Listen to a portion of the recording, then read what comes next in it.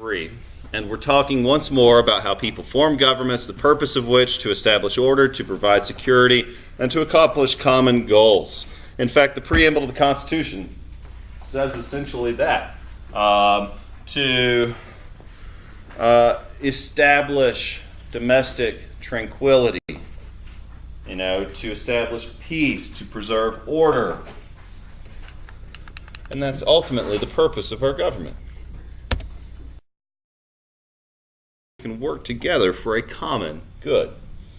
Now, these are a lot of the terms you'll see today, somewhat loaded section, because we're going to break down the forms of government as you are deciding what type of government you want to create for your imaginary state.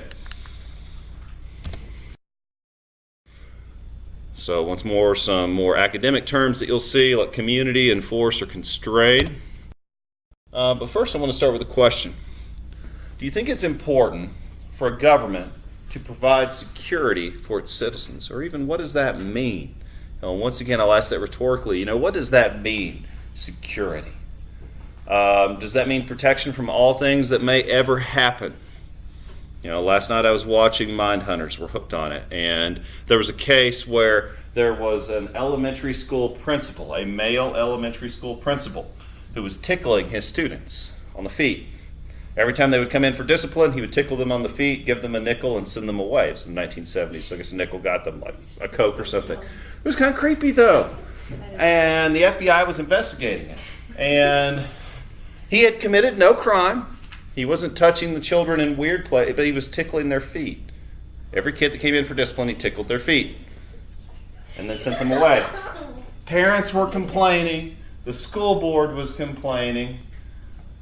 But the local law enforcement had no charges to press, because is it illegal to tickle a child's feet? Not necessarily, but it's still creepy. And to spoil the episode, they wound up dismissing the principal based on the FBI's recommendation. Even though he had committed no crime, he had behaved in such a way as to give the suspicion that he might someday commit a crime. Now, that's where they had to draw the line. It's creepy to tickle a kid's feet if they're not your kid. It's kind of icky, especially from a middle-aged man. As a middle-aged man, I can tell you that's just not really appropriate. But the question is, had he committed a crime? And technically, no, he had not committed a crime. His crime was being too creepy. Yeah, ultimately he was creepy, and so they dismissed him. But they had no charges to press. But the question is, and there's a story arc that goes along with it. I don't want to spoil it because it's a multi-episode thing. The question is, will he? It's a fascinating show. The question is, will he commit a crime? And what right does the police have to prosecute someone who might commit a crime? And of course they called him the thought police. The main character, like the FBI guy, they're like, "What are you, the thought police?" And that's a reference to George Orwell's 1984, because there was a thought police in 1984 that investigated people based on what they were thinking. And that, of course, Orwell was pointing out, is a violation of our civil liberties.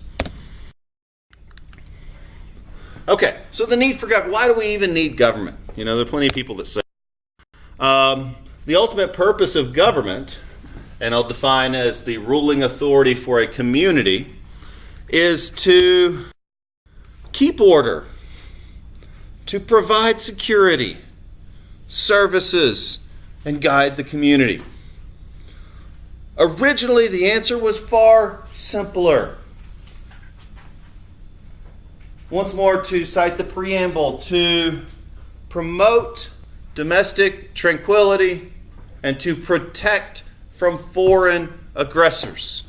Thomas Jefferson said those were the two sole purposes of government: to keep the peace and to keep the bad guys out. And that's it. But notice now we've added two more: provide services and guide the community.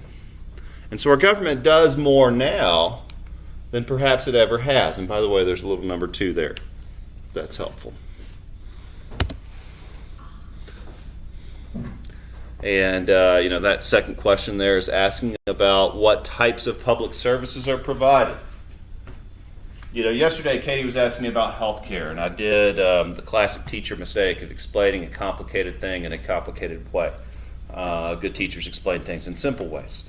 So the best I can explain healthcare is it is a service that everyone uses equally.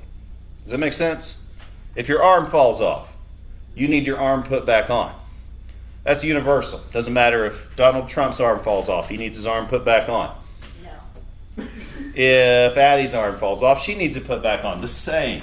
That is and the term for that is a public utility. Public utility. Everyone needs it the same way. Electricity was declared a public utility in the 1930s through a law called the Rural Electrification Administration. Does that make sense? So what our government decided is that the privatization of electricity was unfair because everyone ultimately needed electricity the same way. Everyone needs electricity. It's a public utility. Now, the question about healthcare, as simply as I can put it, is it a public utility? Because if it is, then everyone needs it the same. And if everyone needs it the same, then it's just like a road, or a school, or a library. If it's not a public utility, then we define it as a private enterprise. If it's a private enterprise, then it's an iPhone. $1,000. Yeah. You can live with a $50 phone. You'll make it.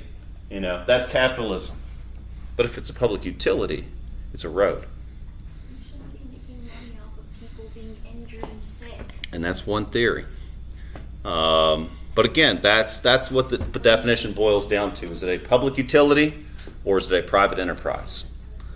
And so once more, the original function of our government was these two, but we've added these two. But the question is, where do we draw the line on these two? And that's where your politics comes into play.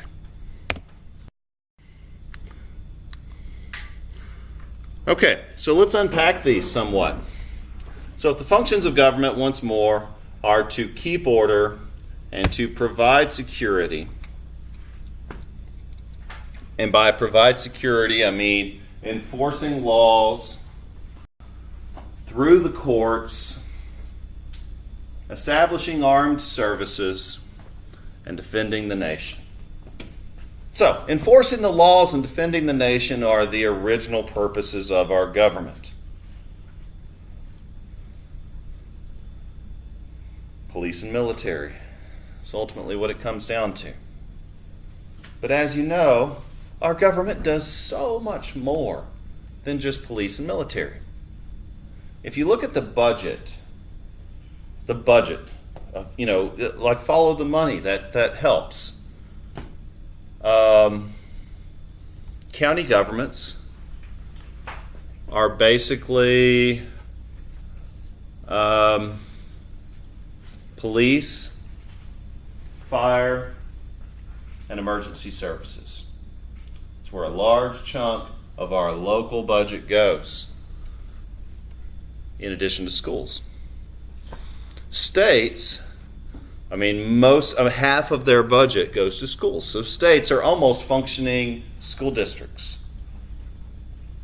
The federal government, aside from the military, is almost like a giant insurance agency because the largest share of our public dollars do actually go to health care in the form of Medicare and Medicaid. And the question is diminishing returns about the universal health care question, like, since we're spending more money than other countries, can we do it for less and provide better services? Speaking of services, so the two new functions of our government are providing services That is in the form of roads. You see, here's the thing. If we had to pay for roads, I couldn't build a road. I'll tell you, grew up on a private road in the middle of nowhere that my dad and I managed with a tractor that we owned and fixed, and he did most of the fixing because he knew how to do it, but I learned. And I learned how to manage a road. It's a lot of work. You have to dig ditches, water breaks. You have to scrape it after every major rain. You have to bring in gravel about at least once a year. It's a lot of work to maintain a private road. And then it rains, washes it all out, and you got to start over again. It's a lot of work. If we had to manage that road out in front of the school, we wouldn't get to go to school. It's that simple. We'd be too busy having to do all the work on that road. So instead, we realize that road is a public utility. It's something that we all as a community, as a state, benefit from. People use it from all over the country, and our tax dollars go to it. That's a service that our government provides because they've realized that everybody needs that road in an equal fashion, and ergo, it makes sense to share the cost equally. Okay, now in guiding the community, what does that mean? Well, part of it is formulating public policy. And that is the course of action the government takes in response to an issue or problem. Like Naomi said, problems will arise inevitably in any form of government. Mindhunters is cool because it's neat thinking about how to catch a serial killer. Because that was the new problem that the FBI was facing in the 1970s. There are people who don't fit the normal descriptions of bad guys. There are people who do things that are simply disturbing and defy explanation. And how do you predict that type of behavior, and how do you curb that type of behavior? And new policies have arisen since the research has been done into psychopathy, into delinquency, into disturbing behaviors. And new policy has arisen as a result. That is the course of action the government took in response to a problem that was seen. Of course, that's an extreme case. But next, a government has to decide a budget. Because the bottom line is that road cost a lot of money. I-26 highway cost a ton of money. More than Henderson County can afford to pay for it. Yet it goes through Henderson County. It's more expensive than our county can manage. So as a state, as a federal government, as a nation, we built that road. And that's where the budget comes in. That is a plan for making and spending money. So they got to figure out how much to charge in taxes.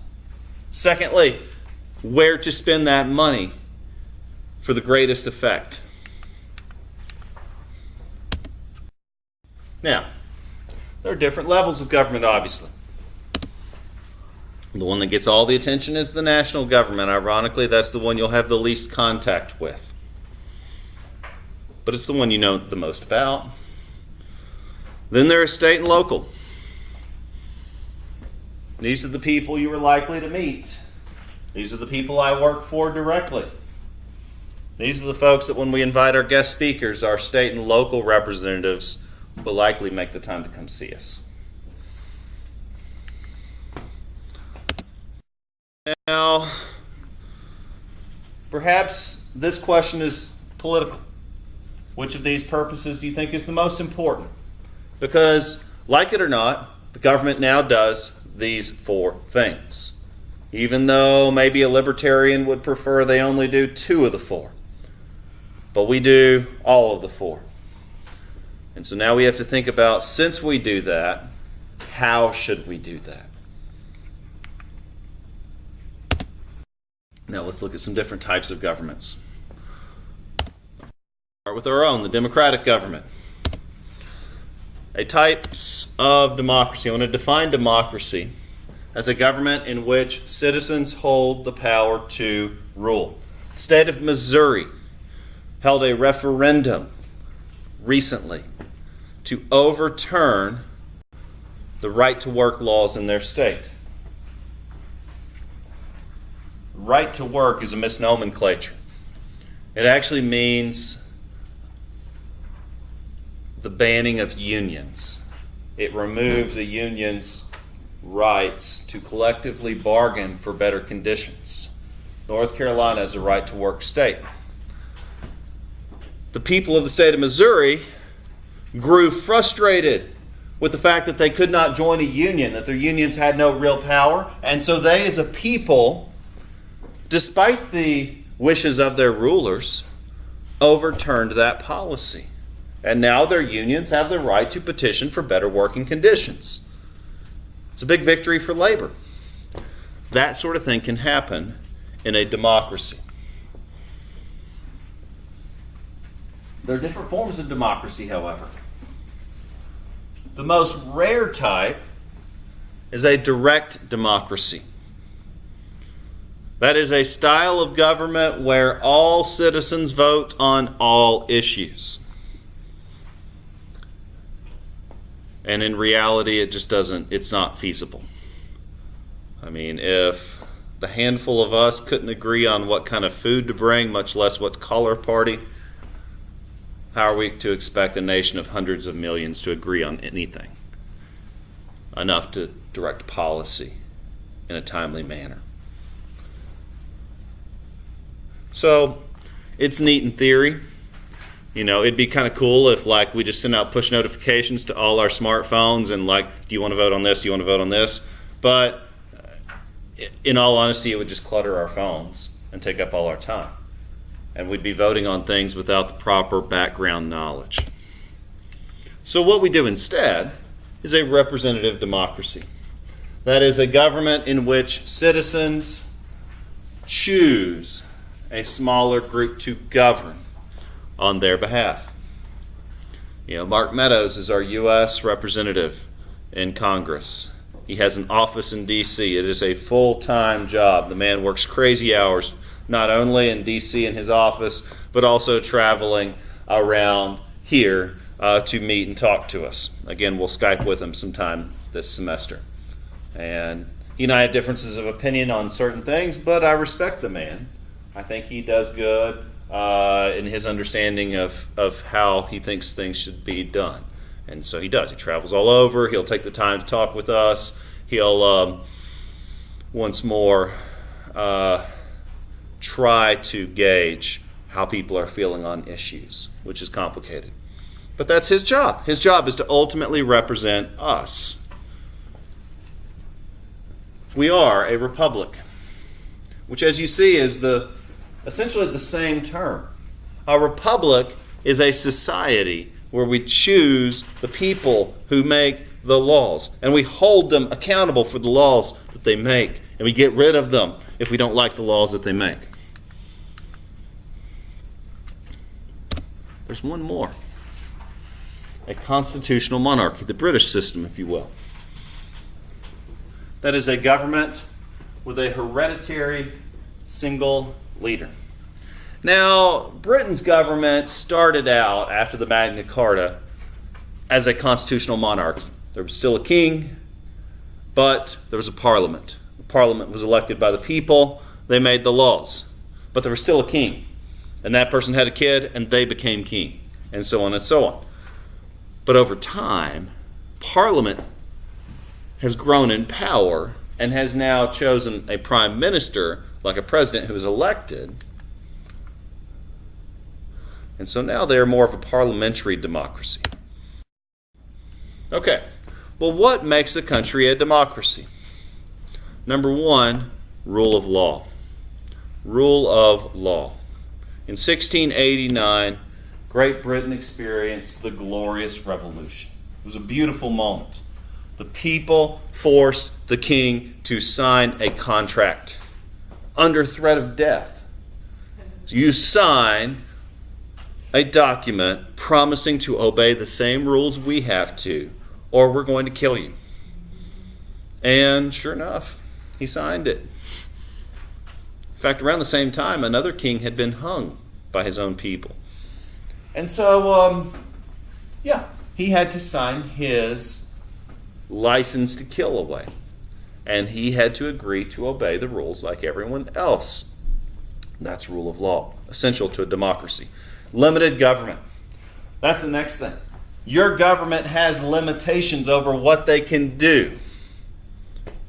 It's why, if an election doesn't go your way, don't start calling everything the end of the world yet.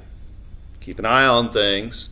If the election doesn't go your way, then certainly hold your leaders accountable, keep an eye on things, and certainly make your voice heard. But don't start thinking that the world is ending. Not yet.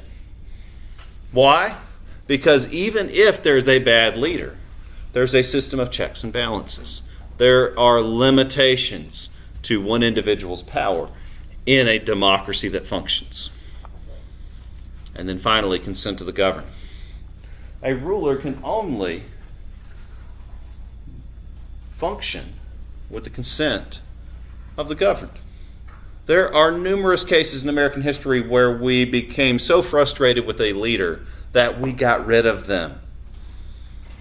There have been 2 impeachments in American history. There have been no presidents fired. One was forced to resign, essentially. But there are many state and local cases where leaders were canned. Essential component, individual rights, representative government, and yes, majority rule. This is a tough one to swallow sometimes. Majority rule.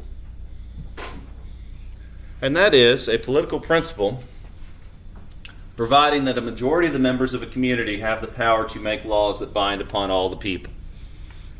I was planning this college reunion. I wanted to go camping. Not a huge beach person myself, but my friends don't like camping. They're from way back in college. It's not their thing. They wanted to get a beach house. I was like, oh man, it's going to be expensive. 11 up at a beach house. Sure enough, it was. Whatever. That's what they went with. And my choice was either don't go see them or suck it up and chip in for the beach house. So I did. Majority rule. I wanted to see them. I have to eventually acquiesce to the will of the people. And ergo, we went to the beach. It was fun. Okay, let's look at the opposite. An authoritarian government. The scary one, right? What is an authoritarian government? That is a government in which one leader or group of people holds absolute power. And these things work on a spectrum, just like anything else. Yes, there are the hardcore absolute leaders in history, like the Louis XVI, who could order your death with the snap of a finger. There are those. But there's also the sneaky ones. There's the Putins who hold sham elections, who every 4 years stand for election against puppets, basically, who agree to throw the election. And any real contestants are either murdered or pushed out. So, types of authoritarian governments. There's an absolute monarchy. It's a hereditary government. This is the old style. That is Charlemagne, that is Charles the Great, king of the Holy Roman Empire, passed down his rule to his son. If I remember correctly, his name was Pepin the Short. They didn't like the guy, so they gave him a silly nickname, but nonetheless, he's their ruler. Didn't matter if they liked him or not. That's a absolute monarchy. Charlemagne had absolute power. There's also a dictatorship. A dictatorship differs from an absolute monarchy in that it's not a family structure. It's one person who has risen to power and declared themselves or been declared supreme leader.